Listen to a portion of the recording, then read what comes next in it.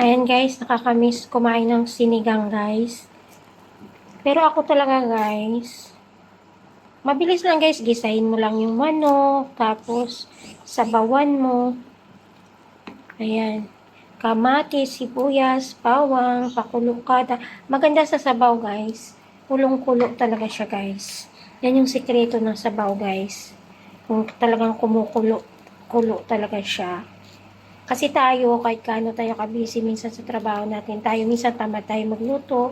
Gusto natin yung mga kinakain natin, puro mga dry food, mga prito-prito.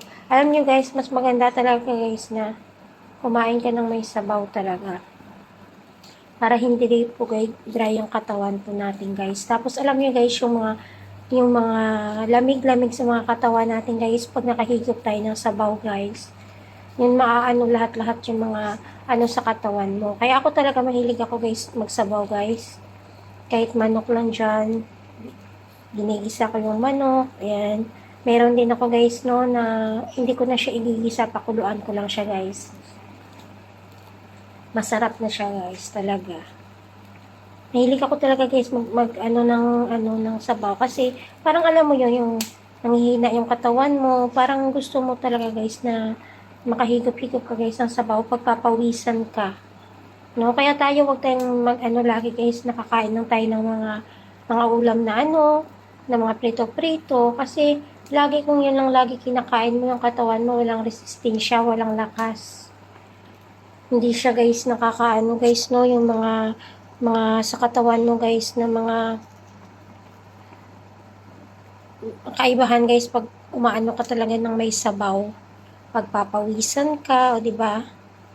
Kaya tayo wag tayong tatamarin guys. Ako guys, ayan lang guys. Walang sahog yan guys kasi manok lang. Ayan, manok. Tapos, inisa ko lang siya guys. May sili. Ayan. Kamatis, sibuyas. Ayan, sarap na yan guys. Yung kain ko yan guys. Tapos, magluto ako ng white rice guys. Salt na yan guys. Ayan. Pakulong-kulo. Yan kayo guys, no, pag magluluto tayo ng sabaw guys, maganda talaga kulong-kulo talaga guys yung ano guys natin, yung niluluto natin. O, diba? And thank you so much. Please don't forget to like, share, subscribe, and hit the notification bell para lagi kang updated sa aking mga bagong videos. Thank you guys. Yan, malapit na mag 3 minutes. Bye guys. Thank you so much.